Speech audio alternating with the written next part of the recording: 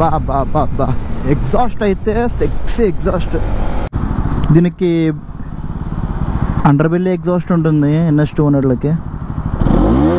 Top speed ఎంత వెళ్తుందో 27. Hi friends, welcome back to our channel explore with Rujat. So ఈ రోజు అయితే నేను NS200 రైడ్ రివ్యూ అయితే చేస్తున్నా. సో చాలా రోజులు అయిపోయింది కదా NS200 కీ అయితే ఇట్లా ఉంది. నేను NS200 చేద్దాం అని చెప్పి ఫస్ట్ దీంట్లో పెట్రోల్ కొట్టియాలి. ఇది నాది కాదు, మా ఫ్రెండ్ది. ఏమైంది నీకు? ఇది కొంచెం మోడేందంటే సెకండ్ హ్యాండ్లో తీసుకున్నాను అన్నమాట దీన్ని. కానీ దీని బీటింగ్ సౌండ్ అయితే మాత్రం నెక్స్ట్ లెవెల్ ఉంటుంది NSది. ఇదేంటంటే మనకు కొంచెం అలవాటు అవ్వాలి. అంటే R15 నడిపినోడికి మళ్ళీ ఇది నడపాలంటే కొంచెం డిఫరెంట్గా ఉంటుంది.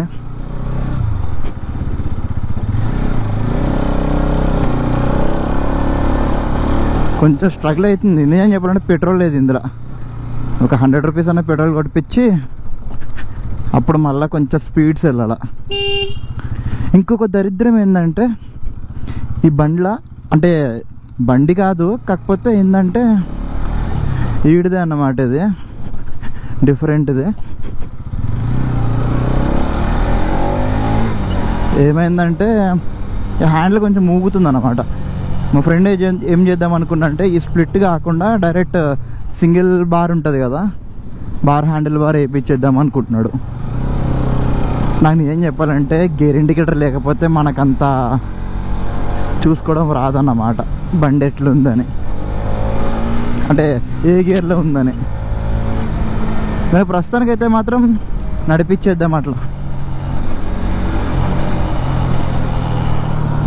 కానీ చాలా రోజులు అయిపోయి నేను ఒకసారి నడిపినా దీన్ని. నాకైతే మాత్రం చాలా బాగా నచ్చింది. పవర్ అండ్ టార్క్ కానీ దీని ఎగ్జాస్ట్ సౌండ్ కానీ సూపర్ అనిపించింది నిజంగా.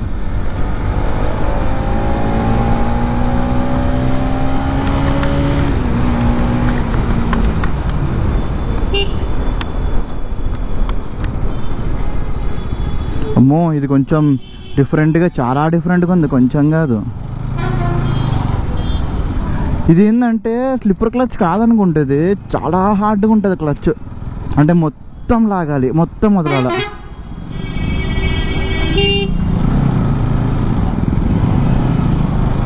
కానీ బాగుంటుంది బండి ఇది. ఫస్ట్ వెళ్ళి పెట్రోల్ కొట్టిపిచ్చేస్తే ఒక 100 రూపాయలది చాలు. ఇంకా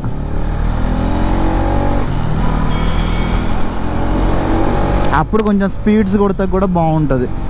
దీన్ని నాకు తెలిసినంత వరకు అయితే దీని యావరేజ్ మైలేజ్ 35 to 40 మధ్యలో వస్తుందేమో నీట్గా డీసెంట్గా నడిపితే. కొంచెం రఫ్ అండ్ టఫ్ నడిపితే ఇంకా 30 వస్తుందేమో నాకు తెలుసు, అంతే. ఈ బండి 30 కంటే ఎక్కువ రాదు.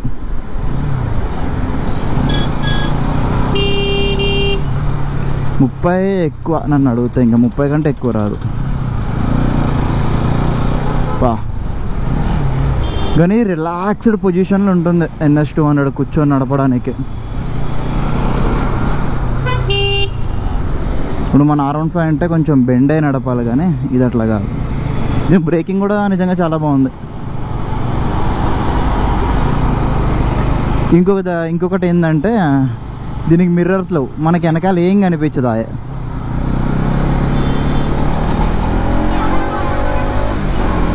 చాలా రోజుల నుంచి చేద్దామని అనుకుంటున్నా, అస్సలు అయితలేదు. ఈరోజు ఎట్లయినా కుదిరించుకొని మరీ జల్దీ లేచి రెడీ అయ్యి మళ్ళీ బండి తెచ్చుకొని పోయి ఇంత టైం అయింది. ఇంకా లేట్ చేసుకుంటే నాకు ఇంకా తీయాలన్న మూడు ఉత్సాహం కూడా పోతుంది. నాకు నిజంగా చెప్తున్నప్పుడు ఏ గేర్లో ఉందో కూడా తెలియదు నాకు. నేను అనుకుంటుంది అయితే సెకండ్ అనుకుంటున్నాను. మరి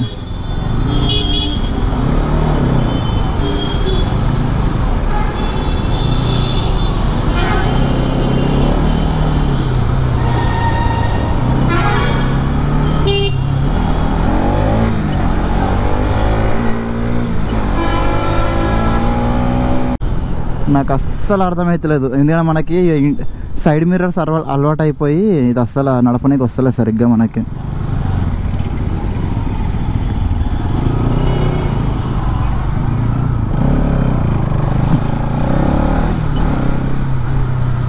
ఫస్ట్ అయితే పెట్రోల్ కొట్టించుకొని దాని తర్వాత ఎటన్నా తిరగవచ్చు. ఇంకా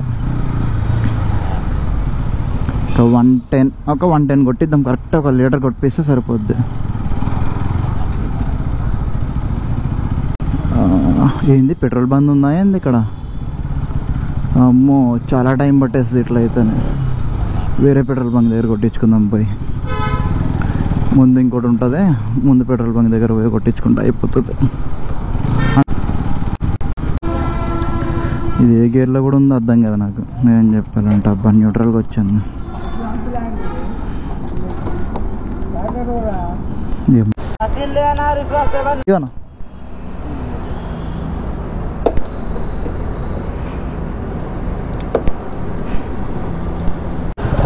దీంట్లో అసలు పెట్రోల్ వచ్చినట్టు కూడా అనిపించట్లేదు నాకు అసలు. చూద్దాం. 110 అయితే కొట్టించాం కాబట్టి ఇప్పుడైనా కొంచెం అందుకుంటుందేమో పికప్. ఇప్పుడు ఓకే, ఇప్పుడు లాగ్ అయితే లేదు పర్ఫార్మెన్స్ అనేది. ఇప్పుడు మంచిగా ఉంది. ఒక్కసారి బాలనగర్ ఫ్లైఓవర్ ఎక్కామనుకో మనం ఇంకా తెలిసిపోద్ది. అంటే నేను పవర్ అండ్ టార్క్ గురించి అంత మాట్లాడతలేదు, ఎందుకంటే ఆల్రెడీ చాలా మందికి తెలుసు పవర్ అండ్ టార్క్లో. మనం రైడ్ రివ్యూ చేస్తున్నాం, ఓనర్షిప్ రివ్యూ కాదు, దీని బేస్ రివ్యూ కాదు మనది.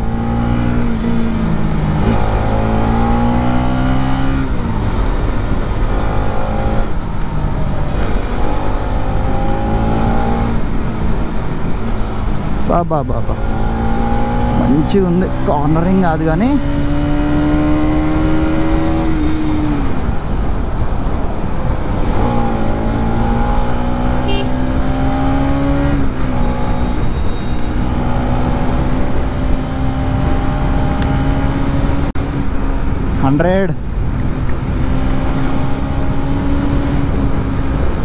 నాకేంటంటే కొంచెం ఇది కొత్త కదా, అంటే అంత అలవాట్లేదు ఈ వెహికల్ నాకు. ఒక్కసారి ఇప్పుడు అంత అలవాటు అయిందంటే మనం బాలనగర్ ఫ్లైఓవర్ ఎక్కిన తర్వాత టాప్ స్పీడ్ చెక్ చేసుకోవచ్చు. దీన్ని ఎన్ఎస్ అనుకున్నా, ఇందానికి దూరం నుంచి చూసి అది ఇంతకీ N160 అది.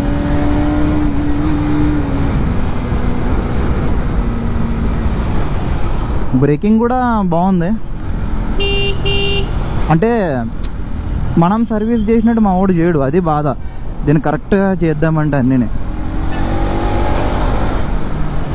మా వాడు అసలు పిచ్చ లైట్ తీసుకుంటాడు ఈ బండిలోకి.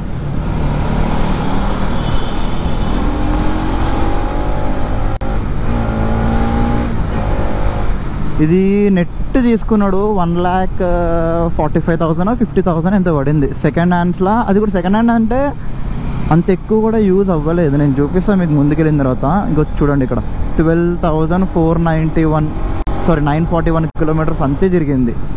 నాకు తెలిసి అందులో ఒక 1000 కిలోమీటర్లు 2000 కిలోమీటర్ల పైన తిరిగి ఉంటాడు. ఎప్పుడో జనవరిలో తీసుకుంటావు, Jan Feb March April May, ఇప్పుడు జూన్ ఆయే మళ్ళా. అంటే 6 months అవుతుంది. 6 monthsలో ఆడు ఈజీగా ఎంత లేదని ఒక 4,000-5,000 అని తిరుగుంటాడు ఈజీగా. అది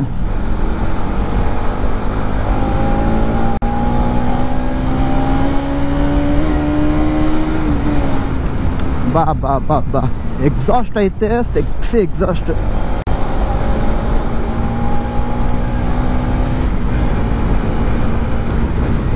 డైరెక్ట్ నేను ఇంకా బాలనగర్ ఫ్లైఓవర్ వెళ్ళిన తర్వాత నేనైతే వ్లాగ్ అయితే కంటిన్యూ చేస్తా. సో నేనైతే ఇప్పుడే బాలనగర్ దగ్గర అయితే వచ్చిన. సో మనం యూటర్న్ తీసుకొని బాలనగర్ ఫ్లైఓవర్ ఎక్కుదాం. హైలైట్ కామెడీ ఏంటంటే ఆల్రెడీ నేను ఒకసారి టాప్ స్పీడ్ చెక్ చేస్తా 138 వెళ్ళిన. అప్పుడు కానీ కెమెరా ఆన్ ఉంది, రికార్డ్ బటన్ కూడా మర్చిపోయాను నేను. ఇప్పుడు వచ్చిన తర్వాత చూసుకుంటే కొట్టించిందే 110.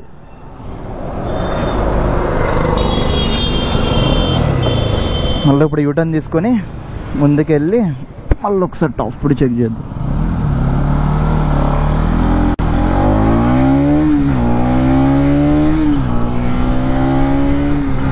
ఇక్కడే ఉంటుంది యూటర్న్.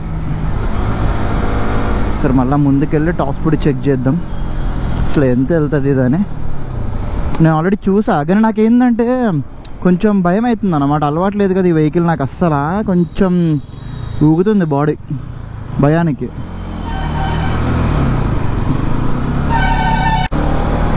చూద్దాం టాప్ స్పీడ్ ఎంత వెళ్తుందో. డైరెక్ట్ ఇక్కడి నుంచే స్టార్ట్ చేస్తున్నా.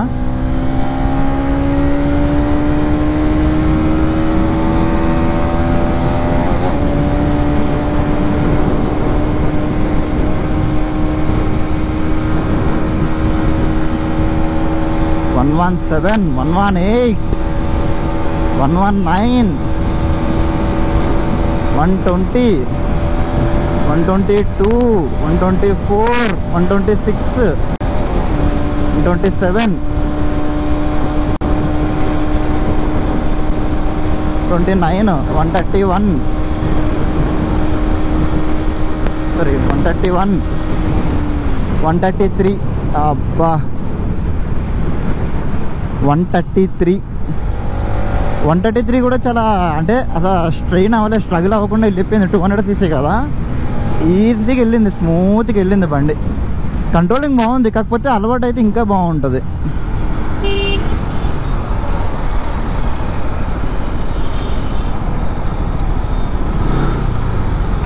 మనకు కొంచెం అలవాటు అయితే ఇంకా సెట్ ఉంటుంది వెహికల్ అనేది నడపడం. టర్న్ రేడియస్ అయితే చాలా బాగుంది, అంటే చాలా తక్కువ, నీట్గా టర్నింగ్ ఉంది. ఇప్పుడు ఒక్కసారి అక్కడ ఆగి మీకు ఎగ్జాస్ట్ నోట్ వినిపిస్తా. నిజం చెప్పాలంటే ఇదంతా ఇందాడే చేసా, కాకపోతే రికార్డ్ అవ్వలేదు, అది దరిద్రం. మళ్ళీ సేమ్ ప్లేస్లో ఆగి సెకండ్ న్యూట్రల్. అమ్మయ్య సార్, సౌండ్ అయితే చూడండి మీరు. దీనికి అండర్ బెల్లీ ఎగ్జాస్ట్ ఉంటుంది NS 200లకి. ఎగ్జాస్ట్ నోట్ అయితే ఇట్లుంది. చలో ఇప్పుడు ఒకసారి ఫస్ట్ గేర్లో ఎంత వెళ్తుంది అని చూద్దాం. ఫస్ట్ గేర్ అయితే వేసా, ఇండికేటర్ ఆఫ్.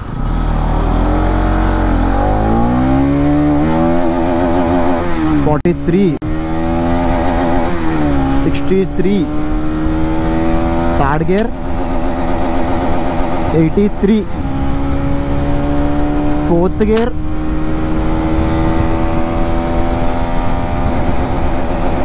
106,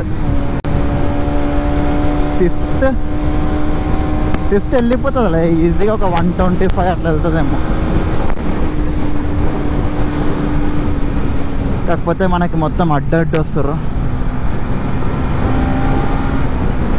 ఏంది అప్పుడే పెట్రోల్ అయిపోయింది, ఏంది గేదె కుడితే అవుతున్నాడో తాగుతుంది ఈ బండి నాకు తెలిసి.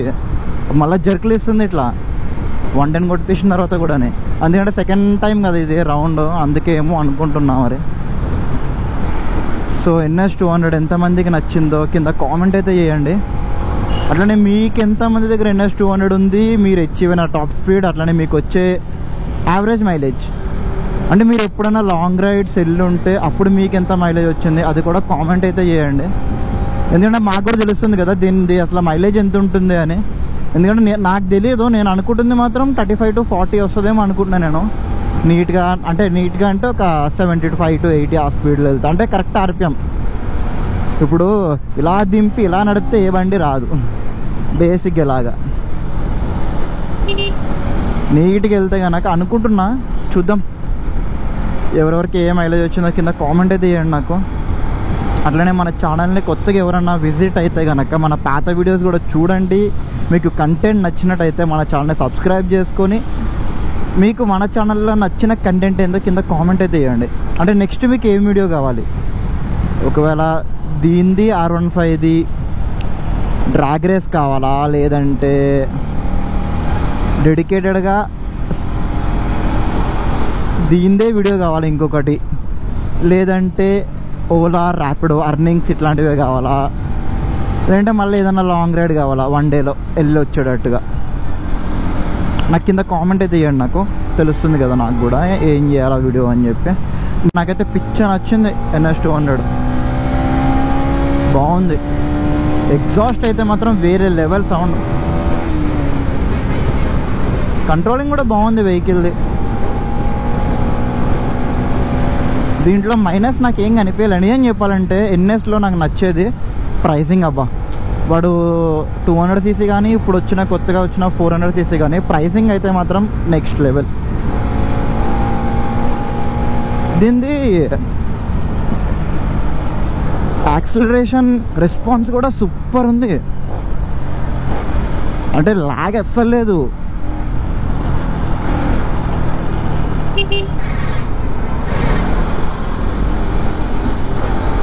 ఎగ్జాక్ట్ రేషియోలో కొడుతుంది బండి. అబ్బా, స్పీడ్ బ్రేకర్స్ దగ్గర ఎట్లుంటుంది చూద్దాం. బాగుంది, బాగుందబ్బా నిజంగా. మన R15తో పోలిస్తే సస్పెన్షన్ పరంగా నిజంగా బాగుంది. ఇది కొంచెం స్మూత్గా ఉంది మన R15తో పోలిస్తే. కానీ దానికి తేడా ఏంటంటే అది లుక్స్ టాప్ ఎండ్, అది దాని ఎగ్జాస్ట్ ఇంకా వేరే లెవెల్ ఉంటుంది. అది మాట్లాడొద్దు ఇంకా మనం. దాని ఎగ్జాస్ట్ దీనికంటే పిచ్చ క్రేజీగా ఉంటుంది నాకు అనిపిస్తుంది. అది అయితే దీన్ని కూడా నేను చెప్పడం నాకు బాగా నచ్చింది ఎగ్జాస్ట్ నోట్ అయితే.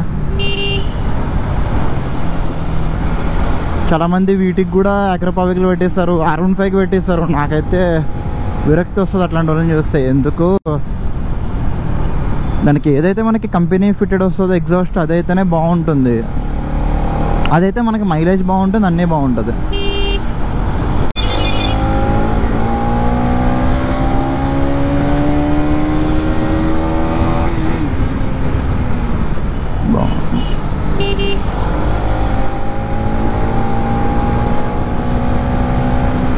కానీ దీనికి సింగిల్ బార్ అంటే హ్యాండిల్ వేపిస్తా అంటున్నాడు. బార్ హ్యాండిల్ పొడుగ్గా ఉంటుంది కదా, నార్మల్ వెహికల్స్కి ఉంటుంది. ఇప్పుడు KTMకి ఉంటుంది కదా, డ్యూక్కి సేమ్ అట్లాంటిది.